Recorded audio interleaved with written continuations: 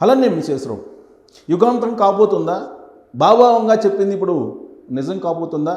అలాంటి పరిస్థితే ఇరాన్ యుద్ధ భూమిలో కనిపిస్తుందా అంటే అమెరికా భౌతిక దాడులకు దిగడానికి అలాగే భూభాగంలో యుద్ధం చేయడానికి రెడీ అవుతున్నటువంటి సమయంలో ఇరాన్ కూడా అందుకు సిద్ధమైంది.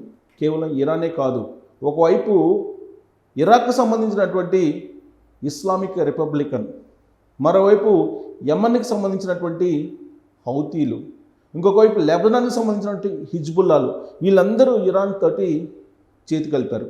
దీంతో ఎర్ర సముద్రం నుంచి సూయజ్ నది నుంచి వెళ్ళేటువంటి నౌకలను కూడా ఇప్పుడు హౌతీలు ఆపేటువంటి కనిపిస్తూ ఉంది. సో కాబట్టి మొత్తం ప్రపంచవ్యాప్తంగా ఆయిల్ స్తంభించిపోతుంది. ఇప్పటికే హార్మోజ్కు సంబంధించినటువంటి జలసంధి నుంచి ఓడలు వెళ్ళడానికి అంగీకరించట్లేదు ఇరాన్. ప్రత్యేకించి ఇజ్రాయెల్, అమెరికా వీటికి సంబంధించినటువంటి ఆయిల్ సరఫరాని ఆపేసాయి. ప్రత్యామ్నాయ మార్గాలని అమెరికా ఎంచుకుంటోంది. ఈ క్రమంలో పాకిస్తాన్ జెండాలతోటి అమెరికాకు సంబంధించినటువంటి ఓడలను తీసుకెళ్తూ పాకిస్తాన్ దొరికిపోయింది. అందుకే పాకిస్తాన్కి సంబంధించినటువంటి ఆయిల్ నౌకను పేల్చేసింది ఇరాన్. ఎవరిని వదిలిపెట్టడం లేదు. ఇలాంటి సందర్భంలో ఒకవైపు మనకి ఎర్ర సముద్రం నుంచి సూయిజ్ నుంచి అరేబియా సముద్రంలోకి మొత్తం ఆయిల్ రూట్ ఉంది. ఈ ఆయిల్ రూట్ని కూడా మూసేస్తూ ఉన్నారు హౌతీలు. ఇప్పటికే లెబనాన్ హిజ్బుల్లాలు వ్యతిరేకంగా ఉన్నారు అమెరికాకి, ఇజ్రాయెల్కి.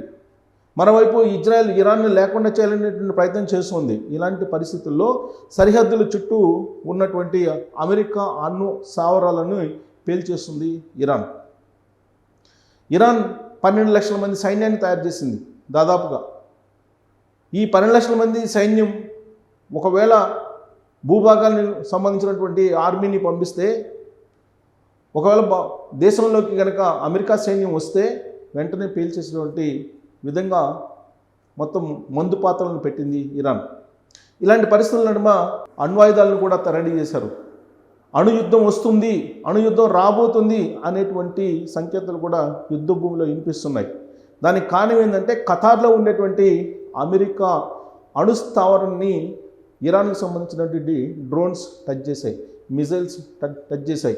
ఇప్పటికే అక్కడి నుంచి కొంత అణువాయుధాలకు సంబంధించినటువంటి లీకేజ్ ఉంది అని చెప్పి అంతర్జాతీయంగా ఉండేటువంటి అణు నిరోధక సంబంధించిన సంస్థ చెప్తోంది.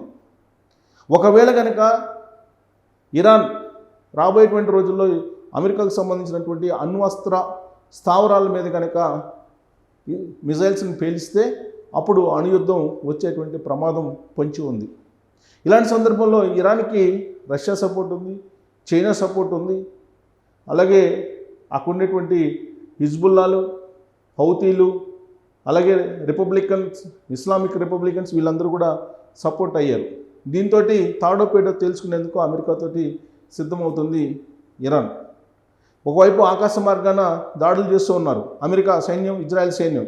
ఇంకొక వైపు జలమార్గంలో యుద్ధాన్ని చేయడానికి సిద్ధమయ్యాయి. కానీ సీ మైన్స్ని పెట్టి అమెరికాకు సంబంధించినటువంటి ఓడల్ని పేల్చేస్తుంది ఇరాన్. డి అంటే డి అంటూ ఉన్నాయి. ఇలాంటి పరిస్థితుల నడుమ ట్రంప్ వ్యూహం లేనటువంటి యుద్ధాన్ని చేస్తున్నాడని చెప్పి అమెరికాకు సంబంధించినటువంటి ప్రభుత్వంలో ఉండేటువంటి కీలకమైనటువంటి అధికారులు, అనధికారులు కూడా వ్యతిరేకిస్తున్నారు. ఇప్పుడు అమెరికాకు సంబంధించిన ప్రజలు కూడా తిరుగుబాటు బావుటాన్ని కూడా ఎగురవేశారు.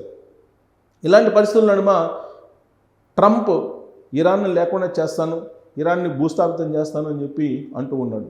కానీ ఇరాన్ ఏమాత్రం తగ్గకుండా ఇప్పుడు మొత్తం అణువాయుధానికి కూడా సిద్ధమవుతుంది, అణువాయుధానికి పేల్చడానికి కూడా. పైగా ఉత్తర కొరియా కూడా సపోర్ట్ చేస్తుంది. ఇలాంటి పరిస్థితుల నడుమ ఎప్పుడు ఏ క్షణంలో ఎలా యుద్ధం టర్న్ తీసుకుంటుందో కూడా అర్థం కానటువంటి డేంజర్ సిచ్యువేషన్లో ఉంది. ప్రస్తుతం ప్రపంచం మొత్తం వరల్డ్ డేంజర్ సిచ్యువేషన్లో ఉంది.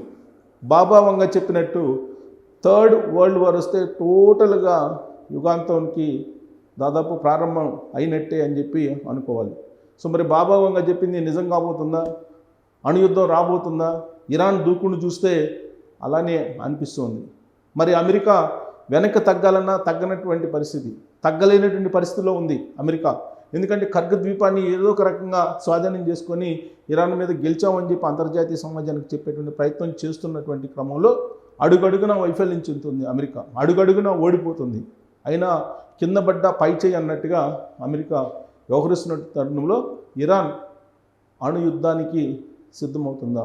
అదే జరిగితే ప్రపంచం పరిస్థితి ఏంటి? స్మాష్ అన్న టోటల్గా.